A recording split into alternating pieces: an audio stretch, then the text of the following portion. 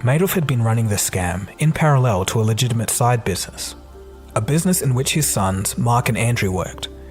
He told them that he planned to give out a nearly $200 million bonus to the staff 2 months early, despite the firm hemorrhaging cash amidst a global financial meltdown.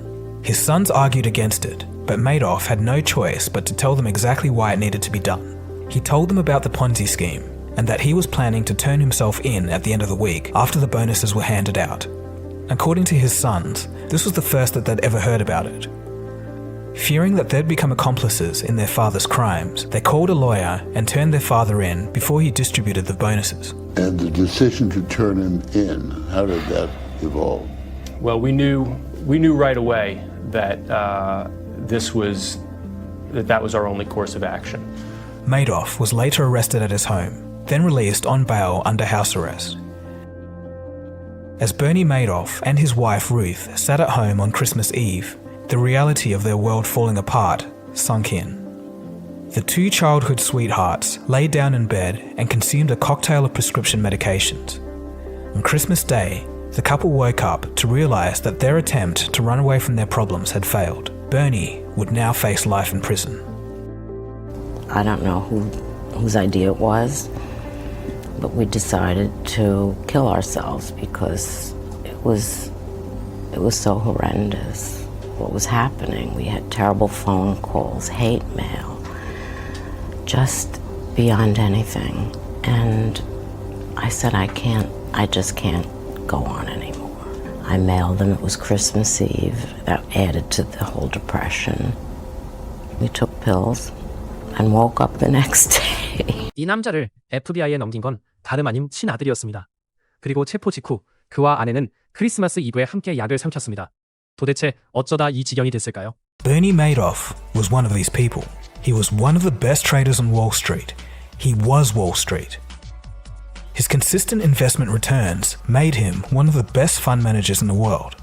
You couldn't just invest with Madoff. You had to know someone, be vouched for, earn the right to have your money accepted by him. Madoff served as the chairman of the Nasdaq and revolutionized the trading business. He had spent decades building his multi-billion-dollar empire until one day the house of cards fell. And when the dust settled, all that remained was a decade of lies. At $65 billion, it was the largest Ponzi scheme the world had ever seen. 48년 전으로 돌아갑니다. 그는 $5,000로 시작해 나스닥 의장이 됐습니다. 월가 전체가 그를 신봉했습니다.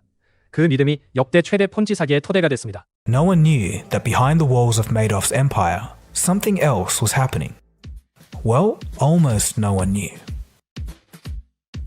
Enter Harry Markopolos. He was a financial fraud investigator who back in the 90s was working as a portfolio manager at Rampart Investment Management. In 1999, his firm had caught wind that a hedge fund manager of one of their partners was consistently returning a 1 to 2% profit per month. This turned out to be the work of none other than Bernie Madoff. Harry Markopolos was subsequently given the task of replicating Madoff's strategy at his own firm, Rampart. As Harry began reverse engineering the strategy, he had no idea that he had just stumbled across the biggest financial scam Wall Street had ever seen. According to Harry, it took him 5 minutes of looking at Madoff's revenue stream to realize that things just didn't add up. Madoff's returns were too consistent. When the market went up, Madoff made a profit, and when the market went down, Madoff still made a profit. Harry Markopolos was adamant that Madoff's returns weren't real. The returns seemed to be unfazed by the market conditions. There was little to no fluctuation despite the market movements. Harry had two theories. Either Madoff was trading on insider information, or this was all a giant Ponzi scheme. A Ponzi scheme is a pretty simple concept. Investors would give Madoff their money to invest, and Madoff gives them a healthy return. The return doesn't come from actual investments. He simply gives back a small portion of their initial investment and calls that a return. Eventually, the money dries up, so the stock needs to be replenished. Madoff then moves on to the next investor, and so the scam grows larger. On paper, the investor has money invested in Madoff's firm and gets a good return. In reality, the money is being siphoned into Madoff's own accounts. 한 남자가 이 사기를 단 5분 만에 간파했습니다. 그는 SEC에 총 5번 신고했습니다. 마도프는 감사 서류를 냉장고에 넣어 식힌 뒤 제출했고 SEC는 4번 조사를 덮었습니다. But Madoff had ties with the SEC and on occasion was even called to provide advice. Madoff also knew how to get around the auditors. Testimony from former staff describe how they cooled down falsified documents in the fridge so that auditors wouldn't notice that they had been freshly printed. The investigation was closed 11 months later due to a lack of evidence. And soon after, Madoff audaciously praised the SEC, saying, quote, "In today's regulatory environment, it's virtually impossible to violate the rules." 결국 마도프를 무너뜨린 건 SEC도 마코폴로스도 아니었습니다. 2008년 금융위기가 모든 것을 끝냈습니다. 투자자들이 돈을 돌려달라고 몰려왔고 그 돈은 이미 없었습니다. In the end, Madoff didn't fight. He admitted his crime, he offered his remorse, but offered no excuses. $65 billion of investments had been wiped out, from billionaires' holdings to everyday people's pension funds across the US. As if it wasn't bad enough that the economy was in meltdown, people had now lost their savings too. Madoff pleaded guilty and within a few months was sentenced to 150 years in prison. Today, he is simply known as inmate number 61727-054 at a medium security prison in North Carolina. At age 81, he will live out the remainder of his life there.